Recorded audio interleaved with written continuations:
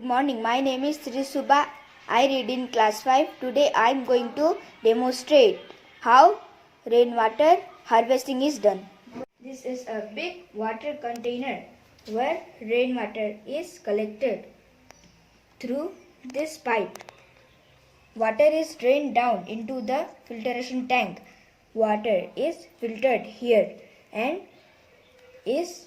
it is stored and preserved in this water tank for various purposes. This is how rainwater harvesting is done. Thank you.